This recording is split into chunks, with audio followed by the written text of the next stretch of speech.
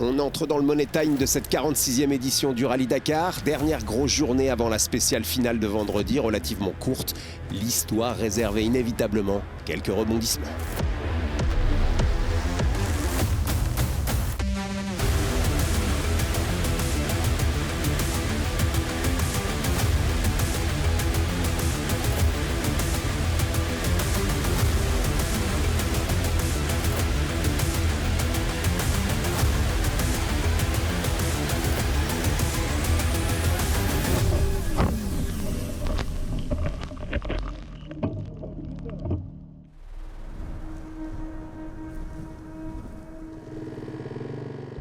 « 7 heures ce matin, c'est l'heure du café. Bien utile pour résister au programme de la journée.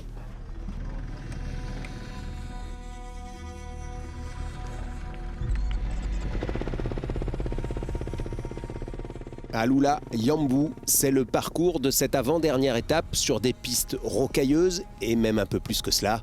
La spéciale a d'ailleurs été réduite à 420 km pour des raisons de sécurité.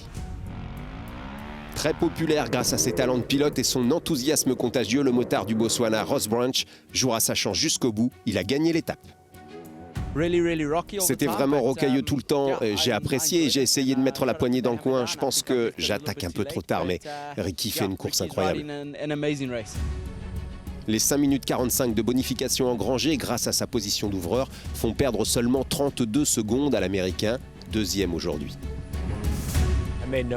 Je n'ai pas fait d'erreur. J'ai baissé la tête et j'ai amené la moto à l'arrivée.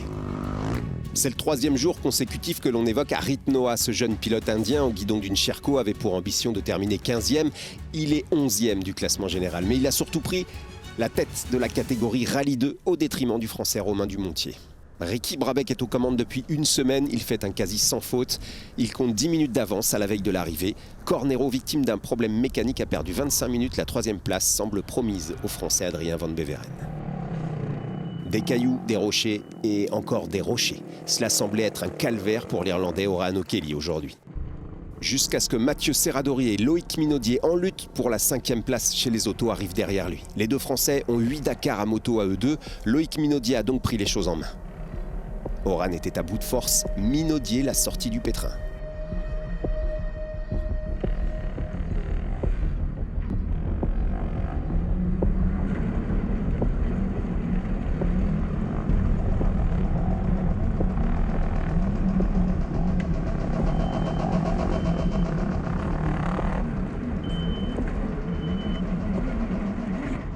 À tous les niveaux, ce rallye raid récompense un engagement total.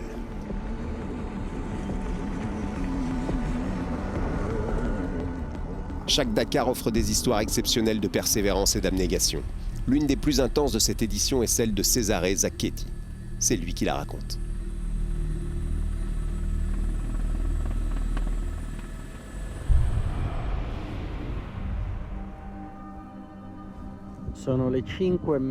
Il est 5h30 du matin dans l'étape chrono de 48 heures. Je suis exactement là où je me suis arrêté pour la nuit il y a 12 heures maintenant, dans cet espace infini.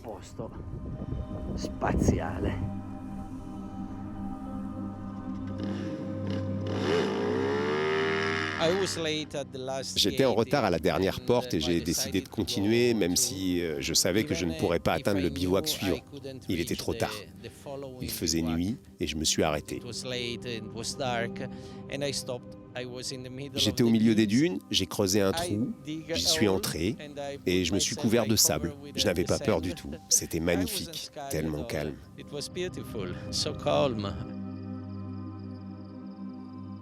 L'organisation m'a appelé et m'a dit qu'il m'envoyait un hélicoptère. J'ai vu sa lumière, puis il est parti.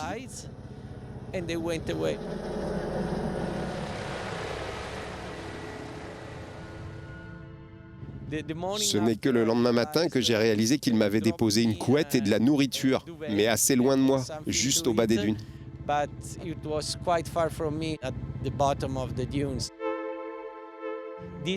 C'est ce côté expérience. J'aime faire de la moto, peu importe ce qui se passe. C'est exactement ce que je voulais. Une aventure magnifique.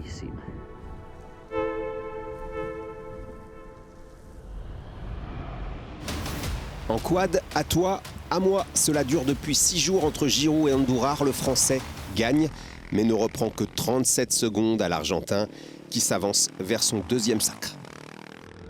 Hier, l'étape avait déjà été bien compliquée pour Sébastien Loeb et Fabien Lurquin. Ambiance au moment de leur crevaison. Putain, mais c'est pas possible ça! Gars, quelle putain de bande de cons là! Putain, mais sérieux, on n'a pas de fric, on a une fêteuse vide, mais c'est quoi ce bordel? Elle est où là? Va te mettre dans la caisse toi! Elle est où la fêteuse? Mais je l'ai jetée, j'en ai marre! Allez, rentre dans la caisse, on se casse! Non, si jamais on recrève! On a plus de toute façon, on a plus rien! Mais si, on a des roues crevées! C'était une journée difficile, c'est très serré. On espérait reprendre plus de temps à Carlos, qui a connu aussi des soucis. Donc, en même temps ou presque, Carlos Sainz était en effet à l'arrêt. On a crevé plusieurs fois. La dernière, c'était une crevaison lente. On ne pouvait pas réparer. On a dû attendre Mathias. Stéphane était loin, en retard, parce qu'il avait aussi des problèmes. On doit rester positif. On a 13 minutes à reprendre et il reste 2 jours.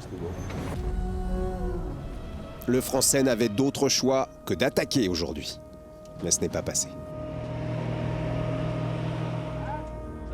Quand on est sur un sommet, on ne voit pas. Il devait y avoir un rocher derrière, ça tapait dans la roue avant et ça a tordu tout le bazar. Donc c'est fini.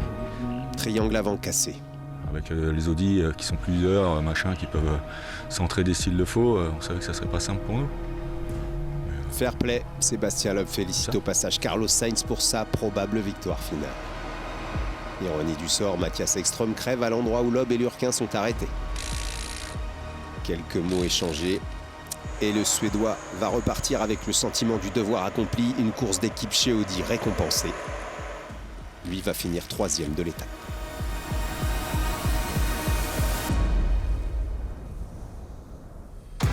Une étape longtemps dominée par Carlos Sainz, mais ce dernier, victime aussi de crevaison, va ralentir et assurer en fin de spéciale.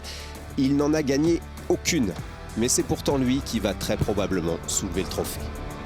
Lucas Moraes aurait dû profiter des problèmes de Loeb pour s'emparer de la 2e place. Mais il a à son tour connu une casse à l'avant. À l'arrêt pendant près de 2 heures, il finit 45e de l'étape et dégringole à la 9e place du général. La 2e place, elle est subtilisée par un autre pilote Toyota, Guillaume de Mévus, 2e de cette avant-dernière spéciale, malgré ce changement de roue.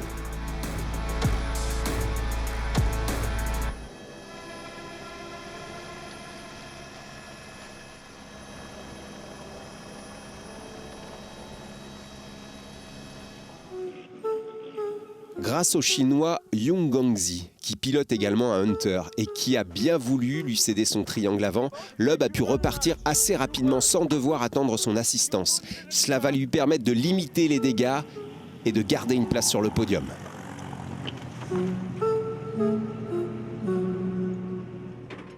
Pendant que Lucas Moraes finit de bricoler, Guerlain Chichery fonce vers une 2e victoire d'étape consécutive.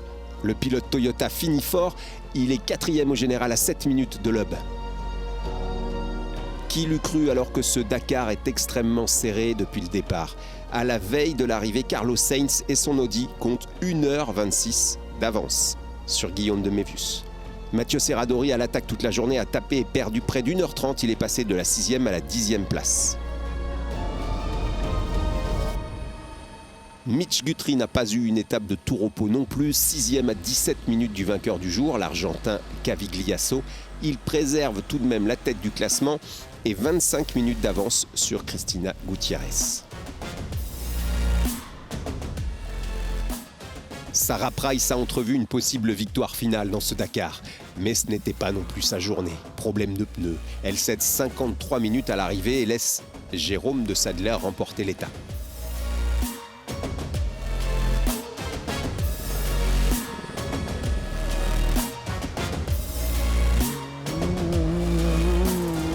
Le Français Xavier de Soultray est toujours en tête, mais il a écopé d'une pénalité de 10 minutes et ne compte que 2 minutes 49 d'avance sur le Suisse. Suspense garanti jusqu'à la ligne d'arrivée.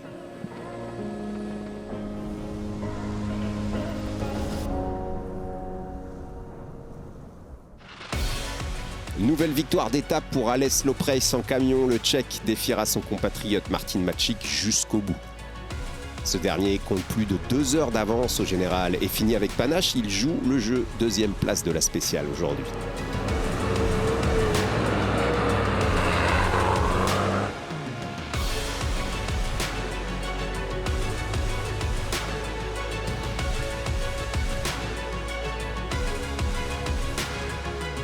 Une dernière pour la route. Demain, 175 km de spécial, une boucle Yambou-Yambou. Et allez savoir, le Dakar 2024 n'a peut-être pas encore délivré son verdict.